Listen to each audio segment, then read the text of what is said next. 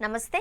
Bike, auto, car వాహనం ఏదైనా కానీ బుక్ చేసిన కాసేపటికే ముంగిట్లోకి వచ్చి వాలే వాహనాలకు కేర్ ఆఫ్ అడ్రస్ గా నిలిచే రైడ్ సేవల సంస్థల్లో ఒకటి ర్యాపిడో.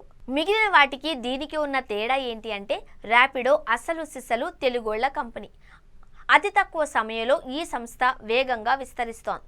ఇప్పటికే తెలంగాణ, ఆంధ్రప్రదేశ్ రాష్ట్రాలలో 50కి పైచిలుకు పట్టణాలలో సేవలు అందిస్తున్న ఈ సంస్థ ఏడాదిలో 500 పట్టణాలలో విస్తరించాలి అన్నదే లక్ష్యంగా పెట్టుకున్నారు.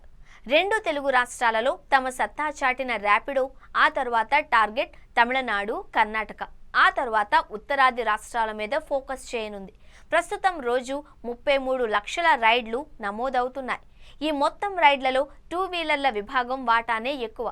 రోజుకు 15 లక్షల ట్రిప్పులు 2 వీలర్ల విభాగంలో, 13 లక్షల ట్రిప్పులు 3 వీలర్ సెగ్మెంట్లలో, 5 లక్షల ట్రిప్పులు కార్ల విభాగంలో ఉంటున్నాయి అని కంపెనీ చెబుతోంది. ఏడాది క్రితం 4 వీలర్ల విభాగంలోకి ఎంట్రీ ఇచ్చినప్పటికీ గణనీయమైన వృద్ధిని నమోదు చేయడం విశేషం. అయితే మిగిలిన సంస్థల మాదిరి డ్రైవర్ల నుంచి కమిషన్ ప్రాతిపదికన కాకుండా ప్లాట్ఫామ్ యాక్సెస్ ఫీజు విధానాన్ని అమలు చేయడం ద్వారా డ్రైవర్లకు ఆదాయం అదనంగా వస్తోంది. ఇది కూడా ర్యాపిడో వృద్ధికి కారణంగా చెబుతారు.